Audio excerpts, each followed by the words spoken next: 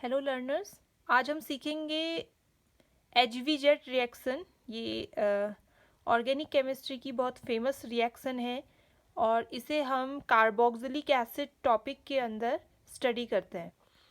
HVZ जो है इसका फुल फॉर्म है हेल वॉलहार्ट जेलेंस्की रिएक्शन। और जो ये रिएक्शन है ये तीन आपके केमिस्ट हैं, दो जर्मन और एक रशियन, उनके नाम पर इसका नाम HVZ रखा गया है।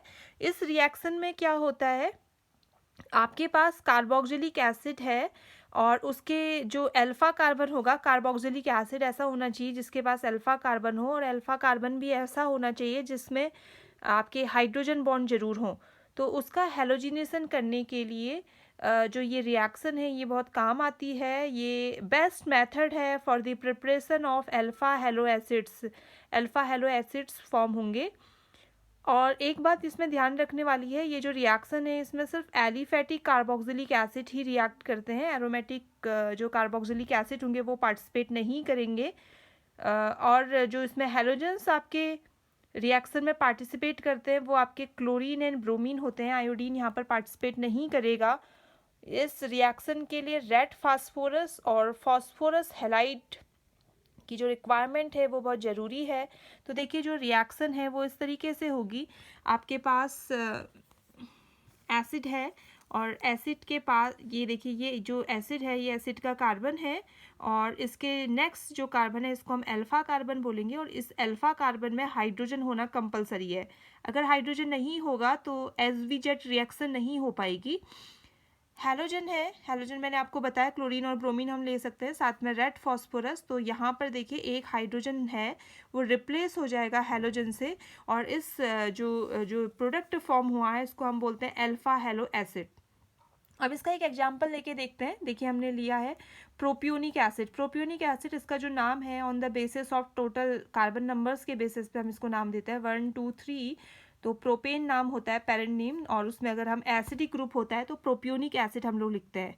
उसके बाद देखिए जो हमने रिएजेंट लिया है वो या तो हम लोग फॉस्फोरस या Br2 ऐसे लेंगे, या इनका कंबाइंड फॉर्म PBr3 ट्राईहेलाइड की फॉर्म पे इस तरीके से भी लिया हो सकता है। जो प्रोडक्ट फॉर्म होगा अल्फा कार्बन पे एक हाइड्रोजन रिप्लेस हो जाएगा ब्रोमीन से। देन जो नेक्स्ट स्टेप होगा वो होगा आपका हाइड्रोलिसिस। हाइड्रोलिसिस में देखिए यहाँ पर जो OH है वो भी रिप्लेस हो गया ब्रोमीन से, दो ब्रोमीन अटैच्ड हुए। तो रिएक्शन अभी कंप्लीट नहीं हुई है। हाइड्रोलिसिस के बाद यहाँ पर जो ये OH है ये रीजनरेट हो जाएगा और ये बन जाएगा आपका अल्फा ब्रोमो एसिड। और अगर हम इसका नाम देखें IUPAC तो ये है आपका अल्फा ब्रोमो प्रोपियोनिक एसिड। इस रिएक्शन का मैकेनिज्म देखिए क्या है, कैसे रिएक्शन स्टार्ट होती है। सबसे पहले जो फॉस्फोरस ट्राईहेलाइड है या फॉस्फोरस और जो भी आपका हैलोजन आपने लिया है वो रिएक्शन करके एक ट्राईहेलाइड फॉर्म करेंगे। और इस ट्राईहेलाइड में फिर आपकी ये जो प्रोटॉन है वो बाहर निकलेगा, क्योंकि एसिड है तो ये प्रोटॉन को इजीली रिलीज करता है तो ये बाहर निकलेगा। यहाँ पर आपका डबल बॉन्ड जनरेट होगा और ये जो कार्बोनाइल ग्रुप है इसका जो ऑक्सीजन है वो इस फॉस्फोरस के साथ रिएक्ट करेगा। ब्रोमीन मॉलिक्यूल यहाँ से आउट हो जाएगा। ब्रोमीन का जो आयन है वो आउट हो जाएगा, ये Br नेगेटिव की फॉर्म पे निकलेगा। और जो आपका आपका प्रोडक्ट फॉर्म होगा वो होगा ऑक्सीजन के साथ कनेक्टेड फॉस्फोरस और फॉस्फोरस में कनेक्टेड दो ब्रोमीन। देन जो Br नेगेटिव निकला है अगेन आपका जो कार्बोनाइल सेंटर होता है, रिएक्टिव सेंटर होता है, इस कार्बोनाइल सेंटर पे रिएक्शन करेगा। देन ये वाला बॉन्ड ब्रेक होगा ऑक्सीजन की साइड, और जो आपका प्रोडक्ट फॉर्म होगा उसमें एक आपका कार्बोनाइल वाले कार्बन पे एक ब्रोमीन अटैच्ड हो जाएगा और बाकी जो मॉलिक्यूल है वो सेम रहेगा। अब वापस देखिए ये जो नेगेटिव चार्ज है वापस ये बॉन्ड फॉर्म करने आएगा और ये वाला जो ऑक्सीजन है ये आउट हो जाएगा और एक ब्रोमीन का मॉलिक्यूल अगेन बाहर निकलेगा।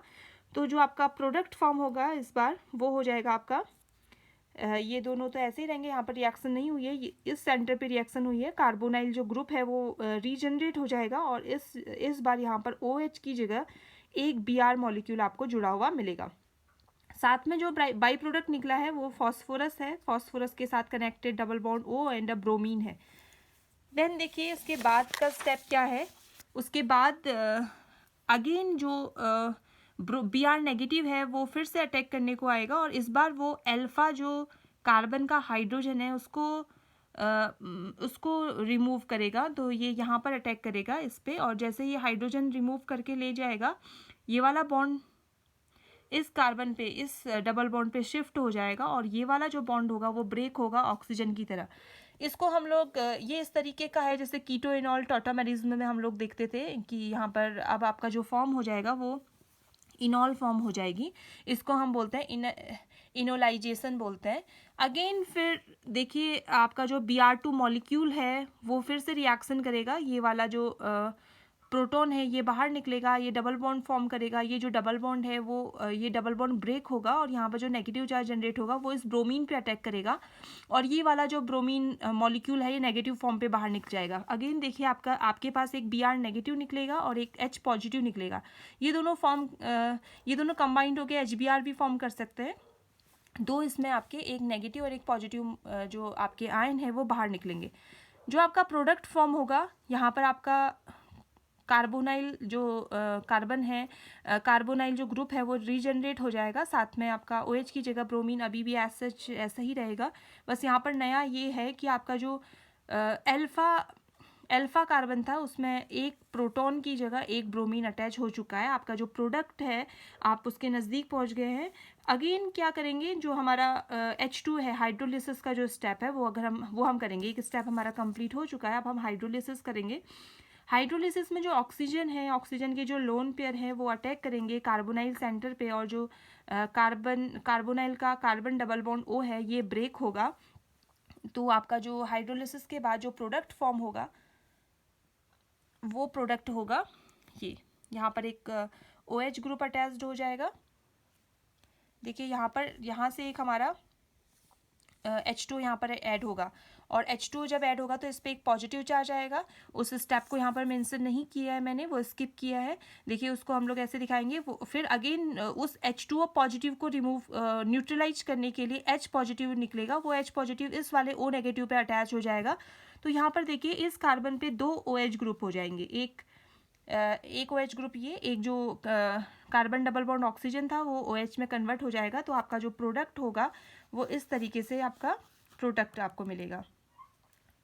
अब लास्ट स्टेप क्या है, देखिए इसमें जो फिर जो बेस है वो बेस क्या करेगा, इस प्रोटॉन को एब्स्ट्रैक्ट करेगा, इस ये भी या ये भी, इन दोनों में से किसी भी प्रोटॉन को एक को एब्स्ट्रैक्ट करेगा OH के, और जो कार्बोनाइल का C डबल बॉन्ड O है वो क्या हो जाएगा, फिर से रीजनरेट हो जाएगा, और ये जो ब्रोमीन है ये आउट हो जाएगा, ये ब्रोमीन आउट हो जाएगा। और आपका देखिए अल्फा हेलो एसिड्स आपके तैयार हो गए, आपके अल्फा पोजीशन पे ब्रोमीन, और वापस जो आपका कार्बोनाइल ग्रुप था और जो OH था ये रीजनरेट हो गया। तो इस तरीके से आपको अल्फा हेलो एसिड्स मिलेंगे। ये जो रिएक्शन है HVZ कहलाती है, ये बहुत इंपॉर्टेंट रिएक्शन है कार्बोक्सिलिक एसिड की। देखिए इस मेथड से, इसमें मैं बताऊं आपको कि इस मेथड से आप लोग जो अल्फा कार्बन है उस पर अगर हाइड्रोजन्स के नंबर 1 है तो सिर्फ एक हेलोजिनेशन करेंगे, एक ही जगह पर आप हेलोजिनेशन या मोनो हेलोजिनेटेड एसिड को फॉर्म कर सकते हैं। अगर हमने एक्सेस में हेलोजन लिया हुआ है और आपके पास सफिशियंट हाइड्रोजन भी है अल्फा पोजीशन पे, अगर आपके पास सपोज आपके पास 3 हाइड्रोजन है तो ये तीनों के तीनों हाइड्रोजन हेलोजन से रिप्लेस हो सकते हैं। आपके पास देखिए यहाँ पर 3 अल्फा हाइड्रोजन प्रेजेंट हैं, और हमने एक्सेस में, मगर एक्सेस का मतलब बार बार रिएक्शन होगी, और पहले देखिए एक हाइड्रोजन रिप्लेस हुआ हेलोजन से, तो ये आपका प्रोडक्ट बना मोनो हेलोजिनेटिंग एसिड।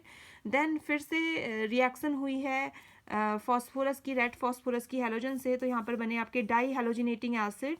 अगेन रिएक्शन अगर होगी तो यहाँ पर ट्राई हेलोजिनेटिंग एसिड्स भी आपके फॉर्म हो सकते हैं। ये इस रिएक्शन की खासियत है कि आप डिफरेंट टाइप के mono, di and tri halogenating acids को फॉर्म कर सकते हैं। अब इनका क्या फ़ायदा है, देखिए जो हम ये एसिड्स को फॉर्म कर रहे हैं इनका फ़ायदा क्या है, इनकी कुछ प्रॉपर्टीज़ देख लीजिए जो आपको मेंशन करनी पड़ेंगी क्वेश्चन के साथ। अगर आपका HBZ पे नोट लिखने को आता है या HBZ पे क्वेश्चन आता है इससे रिलेटेड कोई भी, तो मैकेनिज्म के साथ, रिएक्शन के साथ आप लोग इनके कुछ यूजेज, कुछ इंपॉर्टेंट पॉइंट्स आप डिस्कस कर सकते हैं। जैसे देखिए सबसे पहला पॉइंट है alpha hello acids when dissolve in water give strongly acidic solution. जो देखिए कार्बोक्सिलिक एसिड बहुत अच्छे एसिड होते हैं, बट जो अल्फा हैलो एसिड्स हैं वो उनसे भी ज़्यादा स्ट्रॉन्ग एसिड है, और इनका जो वाटर में सॉल्यूशन बनेगा वो बहुत एसिडिक सॉल्यूशन होता है। एक तो ये कि इसका यूज़ हो गया।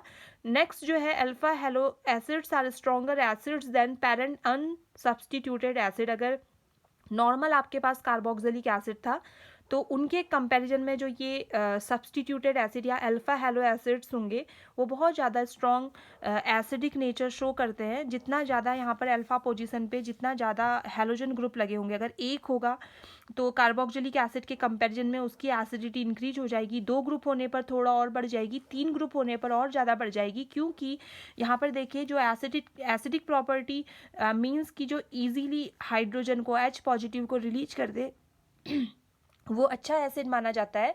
तो यहाँ पर देखिए तीनों ग्रुप जो हैलोजेंस होते हैं वो इलेक्ट्रॉन विड्रॉइंग होते हैं, -I इफेक्ट दिखाते हैं।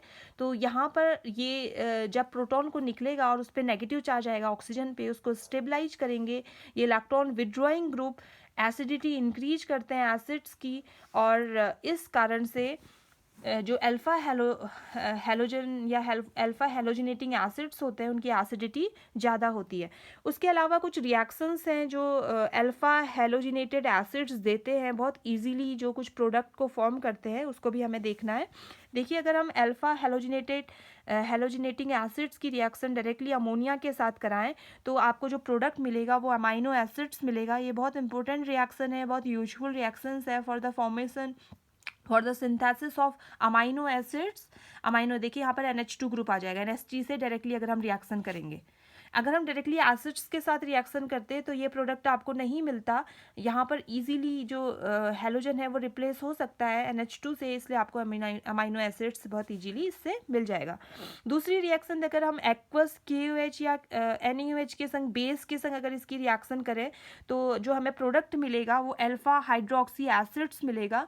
तो देखिए ये भी एक बहुत इम्पोर्टेंट आपका प्रोडक्ट है, जो कि आपकी HVZ के बाद HVZ जब प्रोडक्ट आपका HVZ का जो प्रोडक्ट आपको मिलेगा उसके बाद की ये रिएक्शंस हैं जो सिर्फ आपका अल्फा हैलोजिनेटिंग एसिड्स दे सकते हैं।